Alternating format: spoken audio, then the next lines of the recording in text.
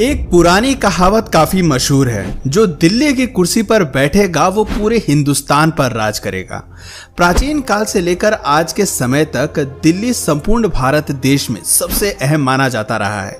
महाभारत काल में पांडवों ने दिल्ली को अपनी राजधानी बनाया था। उस समय इस शहर को इंद्रप्रस्थ के नाम से जाना जाता था। आज भी दिल्ली भारत की राजधानी के रूप में पूरे विश्व में विख्यात है। 7वीं शताब्दी से लेकर 19वीं शताब्दी के दौरान 11 राजवंशों ने दिल्ली पर शासन किया है, जिसमें न जाने कितने ही शासक दिल्ली के तख्त पर बैठे हैं। लेकिन आखिर दिल्ली क्यों हमेशा से ही शासकों की पहली पसंद रहा है? दिल्ली शहर की स्थापना कैसे हुई? दिल्ली का काशी, मथुरा या अयोध्या जैसा कोई धार्मिक इतिहास भी नहीं रहा है। इसके बावजूद हजारों वर्षों से दिल्ली शहर पॉलिटिक्स और इकोनॉमिक्स का केंद्र रहा है। विदेशी आक्रमणकारियों की भी पहली नजर दिल्ली पर ही रही है। नादिर शाह जैसे कई विदेशी शासकों ने दिल्ली को कई बार लूटा है। आज की इस वीडियो में हम दिल्ली के पूरे इतिहास के बारे में आपको बताएंगे, जिसे जानना आपके लिए बेहद जरूरी है। राजपूतों को दिल्ली के असली संस्थापक के तौर पर जाना जाता है। 736 ईस्वी में तोमर राजवंश ने सबसे पहले दिल्ली पर राज करना शुरू किया था। अनंगपाल तोमर इस डायनेस्टी के सबसे पहले राजा बने थे। इन्होंने दिल्ली में लाल कोट फोर्ट का निर्माण किया था, जिसके आसपास दिल्ली का पहला शहर बसाया गया। इस किले को अबुल फजल ने किला राय पिथौरा का नाम दिया था। साथ ही अनंगपाल तोमर दिल्ली में आयरन पिलर भी लेकर आए थे, जो आज कुतुब मीनार कॉम्प्लेक्स में स्थित है। ये पिलर सेंट्रल इंडिया के उदयगिरी से लाया गया था। करीब 450 सालों तक दिल्ली में तोमर डायनेस्टी की हुकूमत रही। तोमर डायनेस्टी के राजा अनंगपाल तोमर द्वितीय के पोते पृथ्वीराज चौहान थे, जिन्होंने दिल्ली में 1180 से लेकर 1192 तक राज किया। पृथ्वीराज चौहान एक महान और समझदार योद्धा थे। उन्होंने पहले ही भांप लिया था कि इस्लामिक शासक भारत में प्रवेश करने की योजना बना रहे हैं। पृथ्वीराज चौहान ने सभी राजपूत राजाओं को एक साथ मिलाया और काफी हद तक विदेशी ताकतों को रोकने में कामयाब भी रहे थे। 12वीं शताब्दी के अंत में मोहम्मद गौरी ने सिंध और पंजाब राज्यों को जीत लिया और दिल्ली पर सत्ता स्थापित करने की कोशिश की, लेकिन पृथ्वीराज चौहान ने उसके मंसूबों को नाकाम कर दिया। असल में राजपूत राजा अपनी बहादुरी के साथ साथ अपने उसूलों के लिए भी जाने जाते थे। वे कभी निहत्थे और कमजोर व्यक्ति पर वार नहीं करते थे। 1191 में पृथ्वीराज चौहान ने मोहम्मद गौरी को बैटल ऑफ तराइन के युद्ध में परास्त कर दिया था, लेकिन उसे मारा नहीं। और मोहम्मद गौरी को जिंदा जाने देना पृथ्वीराज चौहान की सबसे बड़ी गलती साबित हुई। मोहम्मद गौरी ने सन 1992 में एक बार फिर पृथ्वीराज चौहान के साथ युद्ध किया और इस बार पृथ्वीराज चौहान को अन्य राजाओं का साथ नहीं मिला, जिस कारण उनकी हार हुई। पृथ्वीराज चौहान दिल्ली के अंतिम हिंदू रूलर माने जाते हैं। मोहम्मद गौरी ने अपने गुलाम कुतुबुद्दीन ऐबक को 1206 में दिल्ली का बादशाह बना दिया और इसी साल दिल्ली सल्तनत की स्थापना भी शुरू हुई। क्योंकि कुतुबुद्दीन ऐबक एक गुलाम था, इसलिए उनके राजवंश को स्लेव डायनेस्टी का नाम दिया गया। कुतुबुद्दीन काफी दयालु किस्म का माना जाता था। अक्सर अपनी प्रजा के बीच वो जरूरत का सामान बंटवाता रहता था, इसलिए उसे लखबख्श का नाम भी दिया गया था। कुतुबुद्दीन ऐबक ने ही दिल्ली में कुतुब मीनार बनाने की शुरुआत की थी और 2.5 दिन का झोपड़ा जैसी कई अन्य ऐतिहासिक इमारतों का निर्माण कराया। कुतुब मीनार का काम बाद में शमसुद्दीन इल्तुतमिश द्वारा पूरा किया गया। इल्तुतमिश ने दिल्ली पर राज करने के दौरान चाह लगनी की शुरुआत की, जिसे एक प्रकार का मंत्रिमंडल कहा जा सकता है, और साथ ही एकता सिस्टम की शुरुआत भी इल्तुतमिश के द्वारा ही की गई। इल्तुतमिश ने चंगेज खान जैसे बाहरी ताकतों को भारत में प्रवेश करने से रोक कर रखा। स्लेव डायनेस्टी की चौथी शासक रजिया सुल्तान हुई, जो दिल्ली की पहली और अंतिम महिला रूलर मानी जाती हैं। लेकिन एक महिला किसी हुकूमत पर राज करे, ये बात लोगों को हजम नहीं हुई और कुछ ही समय में रजिया सुल्तान को हटा दिया गया। इल्तुतमिश के बाद स्लेव डायनेस्टी के अन्य सभी राजा कमजोर हुए और 1290 में तुर्की आक्रमणकारी जलालुद्दीन खिलजी ने दिल्ली में खिलजी डायनेस्टी की शुरुआत की। जलालुद्दीन एक शांत और उदार किस्म का राजा था, लेकिन सन 1296 में उसके भतीजे और दामाद अलाउद्दीन खिलजी ने अपने ही ससुर की हत्या कर सिंहासन हड़प लिया। अलाउद्दीन खिलजी ने दिल्ली में बैठे बैठे अपना साम्राज्य दक्षिण भारत के मदुरै शहर तक स्थापित कर लिया था। इसके अलावा गुजरात, मालवा, वारंगल, रणथंभौर, चित्तौड़गढ़, मेवाड़ और जालौर जैसे कई बड़े राज्य अपने साम्राज्य में मिला लिए। अलाउद्दीन खिलजी ने दिल्ली में फ्री मार्केट पॉलिसी इंट्रोड्यूस की, जिससे दिल्ली में ट्रेड को काफी बढ़ावा मिला। हालांकि उसकी क्रूरता के किस्से काफी मशहूर हैं। फिल्म पद्मावत में खिलजी का कैरेक्टर आप लोगों ने देखा ही होगा। अलाउद्दीन खिलजी एक बाइसेक्सुअल था जिसके मालिक काफूर के साथ संबंध थे, लेकिन अलाउद्दीन खिलजी की मौत के बाद खिलजी राजवंश का भी पतन होना शुरू हो गया। कुतुबुद्दीन मुबारक शाह खिलजी राजवंश का अंतिम शासक था, जिसे एक पागल शासक भी माना जाता है। कहा जाता है कि कुतुबुद्दीन मुबारक शाह के अजीब शौक थे। वो शराबी तो था ही, साथ ही महल में नग्न होकर घूमता था। महिलाओं और पुरुषों को भी ऐसा ही करने की सलाह देता था और कई बार तो महिला के कपड़े पहनकर ही घूमने लगता था।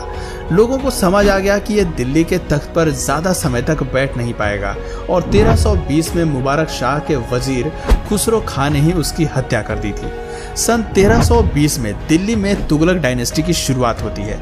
इस राजवंश के शासकों ने दिल्ली में काफी काम कराया, सोशल रिफॉर्मर्स लेकर आए, लेकिन तुगलकों की एक कमजोरी ये रही कि मंगोल के आक्रमण को वो रोक नहीं पाए।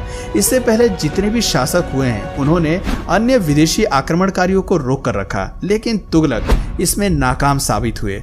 गियाथ अल दिन तुगलक के बाद मोहम्मद बिन तुगलक दिल्ली का बादशाह बना था, जिसने दिल्ली छोड़कर दौलताबाद को अपनी राजधानी बनाया और विदेशी आक्रमणकारियों ने इस बात का फायदा उठाने का सोचा।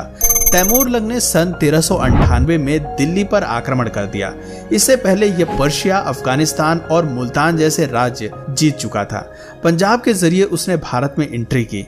दिल्ली में तैमूरलंग ने 2 हफ्ते में ही भयंकर कोहराम मचा दिया। सब जगह हाहाकार होने लगी थी। महिलाओं का सरेआम बलात्कार किया जा रहा था। जो रास्ते में आया उसे मौत की नींद सुला दिया जाता। 15 दिनों तक तैमूर और उसकी सेना ने खूब लूटपाट मचाई और भारत से जाते वक्त हरिद्वार, कांगड़ा और जम्मू जैसे इलाकों में भी वो भयंकर तबाही मचा कर गया। कहा जाता है कि तैमूरलंग की लूट के बाद दिल्ली को उभरने में 100 सालों का वक्त लगा था।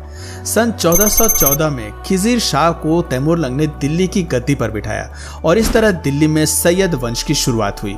यह डायनेस्टी दिल्ली के इतिहास की सबसे कमजोर डायनेस्टी मानी जाती है और बहुत कम समय तक ये दिल्ली पर राज कर पाए। सैयद वंश के अंतिम शासक आलम शाह को हराकर बहलाल लोधी दिल्ली का बादशाह बन गया। लोधी वंश ने दिल्ली को व्यापार और लिटरेचर का केंद्र बनाया। इस वंश के दूसरे शासक सिकंदर लोधी हुए, जिसने आगरा शहर बसाने की शुरुआत की। साथ ही दिल्ली में और आसपास के कई राज्यों पर इस राजवंश ने काफी निर्माण कराए। दिल्ली के लोधी गार्डन में लोधी वंश के शासकों के मकबरे बने हुए हैं।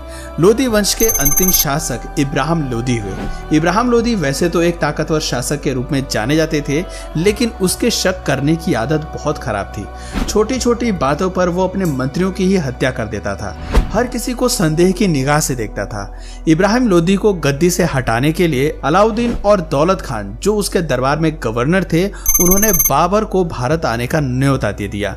बाबर को भारत आने का इससे अच्छा मौका नहीं मिल सकता था और काबुल छोड़कर वो भारत आ गया। सन 1526 में इब्राहिम लोधी और बाबर के बीच पानीपत का पहला युद्ध होता है, जिसमें बाबर की जीत होती है। उसने जीत की खुशी में प्रजा के बीच चांदी के सिक्के बंटवा दिए थे। वो एक दरियादिल वाला इंसान माना जाता था। सन 1527 में बाबर ने राणा सांगा को और 1528 में चंदेल के राजाओं को भी परास्त कर दिया था, लेकिन बाबर इस जीत की खुशी ज्यादा लंबे समय तक नहीं बना पाया और 1530 में उसकी मौत हो गई। बाबर के बाद उसका बेटा हुमायूं ने दिल्ली का तख्त संभाला।